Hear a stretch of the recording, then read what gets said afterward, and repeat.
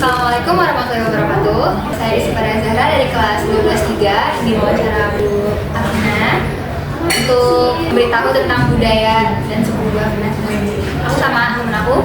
Halo, saya Alicia Sanabel Putri. Nama Ibu aslinya, ibu dari Padang, jadi sukunya Minang. Untuk suku Minang sendiri sebenarnya untuk Indonesia berbeda sendiri. Kalau biasanya Indonesia adalah patrilineal, khusus suku Minang itu dia matrilineal, jadi cukup berbeda gitu dengan suku yang berada di Indonesia. Keunikannya tuh apa, Bu? Keunikannya, kalau seandainya dibicara keunikan, biasanya orang akan berbicara orang Minang itu harta warisannya semuanya adalah milik perempuan. Nah, sementara kan kalau seandainya suku yang berada di Indonesia semuanya milik laki-laki. Nah, itu yang berbeda sih sebenarnya dari Minang. Tapi hal ini sebenarnya harus diluruskan gitu loh. Kalau seandainya yang didapatkan oleh suku lain itu. Assalamualaikum warahmatullahi wabarakatuh. Saya Rizky Zahra dari kelas 12-3 di wawancara Bu Afina untuk memberitahu tentang budaya dan suku Bu Afina. Aku sama temen aku. Halo, saya Alicia Sanabel Putri. Nama Ibu aslinya, ibu dari Padang, jadi sukunya Minang. Untuk suku Minang sendiri sebenarnya untuk Indonesia berbeda sendiri. Kalau biasanya Indonesia adalah patrilineal, khusus suku Minang itu dia matrilineal, jadi cukup berbeda gitu dengan suku yang berada di Indonesia. Keunikannya tuh apa, Bu? Keunikannya, kalau seandainya dibicara keunikan, biasanya orang akan berbicara orang Minang itu harta warisannya semuanya adalah milik perempuan. Nah, sementara kan kalau seandainya suku yang berada di Indonesia semuanya milik laki-laki. Nah, itu yang berbeda sih sebenarnya dari Minang. Tapi hal ini sebenarnya harus diluruskan gitu loh. Kalau seandainya yang didapatkan oleh suku lain itu biasanya harta pemberian orang tua kepada anak itu kan menjadi warisan. Nah, kalau di suku Minang nggak seperti itu. Yang memiliki harta itu adalah ada disebut dengan harta tua. Itu diwariskan kepada anak perempuannya. Jadi ibaratnya perempuan itu bukan pemilik, tapi perempuan itu yang ngejaga. Ini peran perempuan di suku Minang ini cukup penting ya?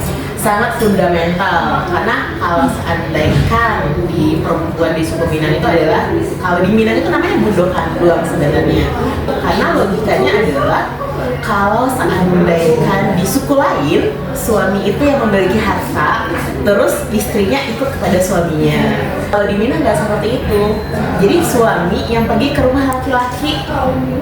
Jadi ibaratnya si suami itu numpang di rumah perempuan. Jadi kalau ibaratnya ada suatu saat misalnya hal terjadi perceraian, atau misalnya seorang ayah itu kan butuh mencari nafkah gitu kan. Nah, dia masih bisa mengelola harta tua yang tadi dimiliki oleh perempuan tadi. Jadi ibaratnya perempuan cuma pemilik, tapi pengelolanya adalah laki-laki. Ya, biasa aja.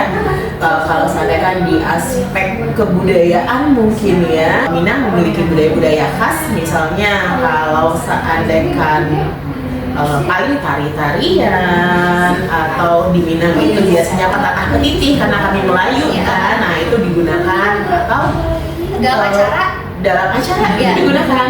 Dalam acara itu digunakan. Sebenarnya lebih identik kalau orang bilang orang Minang itu masakannya masakan Minang, masakan Padang gitu kan, identiknya seperti itu kalau untuk masakan gitu kan. Tapi kalau budaya tidak ada yang khas. Mungkin dari cara ngomong. Cara ngomong kami Melayu, bahasanya bahasa Melayu, karena kan Melayu sendiri itu emang budaya Indonesia kan ibaratnya. Jadi banyak orang yang bilang, oh bahasa orang Padang sama ya kayak bahasa Indonesia, ya karena kami Melayu awalnya, pada dasarnya Melayu seperti itu. Kalau seandainya Minang, kami tidak tergerus sama sekali. Jadi karena budaya itu melekat dalam kehidupan sehari-hari. Nah, contoh yang paling simpel adalah kami biasa menggunakan, kalau seandainya di Minang kalian bisa cari nanti, bahasa itu harus mendaki kepada yang lebih tua, artinya kita harus hormat kepada yang lebih tua. Kalau seandainya mendatar itu sama sebaya, terus menurun itu kepada yang lebih kecil. Dan itu kami emang diajarkan dari kecil, itu tidak akan punah. karena itu melekat dalam kehidupan sehari-hari. Tapi mungkin yang mulai tergerus itu adalah kebiasaan berbudaya dalam artian misalkan kayak festival. Kalau dulu kami waktu kecil-kecil itu diajar kalau laki-laki itu budayanya adalah laki-laki harus tidur di surau. Jadi kami anak laki-laki itu tidak punya kamar di rumah. Nah kalau kita di sini kan anak laki-laki punya kamar. Nah kami di Padang itu nggak punya kamar. Cuman itu sudah mulai terus. Jadi anak laki-laki di Minang itu udah punya kamar sekarang. Padahal itu seharusnya tidak ada. Itu yang pertama. Yang kedua adalah kebudayaan untuk silek. Biasanya silek itu diajarkan kalau kita di surau. Nah laki-laki hanya khusus laki-laki. Nah sekarang itu sudah mulai hilang karena hilangnya kebiasaan untuk tidur di surau. Kalau perempuan itu kan dulu identiknya perempuan itu wajib di rumah. Ada zaman dulu, karena kan perempuan itu hak martabatnya benar-benar harus dijaga kan. Makanya kami dulu kenalnya rumah gadang gitu kan. Nah sekarang karena kebiasaan rumah gadang itu sudah mulai turun, udah mulai punah, anak perempuan pun sudah beralih fungsi ibaratnya gitu ya. Kalau misalnya kan dulu hanya kebiasaan kalau nggak sumur, dapur kasur. Nah, dengan pengetahuan semakin tinggi, perempuan semakin canggih, otomatis sudah mulai meninggalkan rumahnya, berkembang. Nah, itu seperti itu. Cuman satu yang miris adalah negeri kami mulai ditinggalkan. Kenapa gitu? Karena ada istilah Minang itu adalah di rumah alun Pagodo Balun, makanya kami merantau. Misalkan waktu kecilnya dia SD sampai SMA masih di kampung, kuliah dia harus kerantau mencari ilmu yang baru. Nah tapi kebiasaan nih kalau dia udah di rantau, dia nggak mau lagi pulang ke kampung, balik ke kampung untuk membangun kampungnya. Itu yang terjadi sebenarnya. Jadi budaya merantaunya masih bagus, tapi budaya membangun kampungnya itu mulai hilang. Kalau seandainya di Minang, nah di Minang itu karena wilayah pegunungan, kami tidak boleh misalkan mandi jam 12 siang di daerah kan kalau seandainya daerah pegunungan itu kan kita kayak mandi di pancuran dibilangnya gitu kan, kayak di curug kalau kita bilangnya gitu kan. Kalau di sini itu nah kita nggak boleh mandi jam 12 siang. Terus kalau seandainya jam 2 udah mulai di atas maghrib, kita nggak boleh keluar dengan hal-hal yang tidak penting karena wilayah kami adalah wilayah pegunungan seperti itu. Atau masih serem atau kebiasaan kami itu memiliki tempat-tempat yang diistimewakan lah ibaratnya gitu, maksudnya tempat-tempat keramat lah ibaratnya, dan kita tidak boleh pergi ke daerah sana gitu kan. Nah kalau seandainya mitos, kami percaya itu karena kalau seandainya di Minang, mitos itu tidak jauh dari bagaimana adat itu memberikan pembelajaran kepada kita. Jadi wanti-wanti. Nah kalau di Minang itu namanya alam takambang menjadi guru. Biasanya kan kebiasaan kita adalah untuk mencari tahu apa yang berada di sekitar, akhirnya kita dapat memperoleh apa yang kita inginkan. Nah nggak jauh-jauh zaman orang dulu, zaman dari sekarang deh. Kita kalau dikatakan tidak boleh, kita pasti akan melakukan. Iya, zaman sekarang seperti itu, dan di zaman dulu seperti itu, semakin dilarang dia semakin jadi. Iya.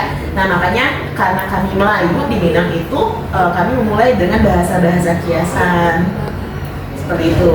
Jadi mitos atau tidak, ada mitos yang emang patut dipercaya, ada mitos yang di dalamnya emang terkandung isyarat untuk ada loh yang hal-hal yang penting yang harus diperhatikan seperti itu. Itu sebenarnya. Jadi bukan mitos ke arah negatif ya, tapi mitos ke arah pembelajaran seperti itu.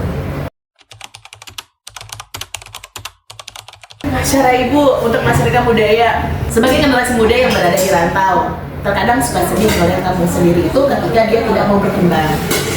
Satu sisi berkembang secara kepribadian itu wajib, karena kan yang budaya itu adalah hasil daya pikir dan rasa manusia seperti itu. Nah kalau seandainya si masyarakat yang di kampung itu tidak memikirkan daya pikirnya, otomatis budaya yang dihasilkan itu tidak bagus.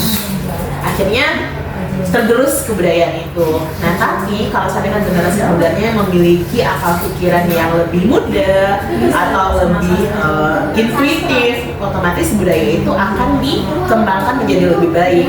Nah kalau seandainya budaya itu dikembangkan menjadi sebuah kebiasaan yang lainnya, itu budaya tidak akan hilang. Tapi balik lagi, jangan malu dikatakan orang daerah, karena daerah itu memiliki ciri khas tertentu.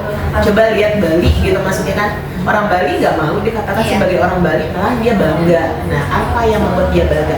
Dia bangga menggunakan kebaya. Kenapa? Karena baju-bajunya yang bagus gitu kan.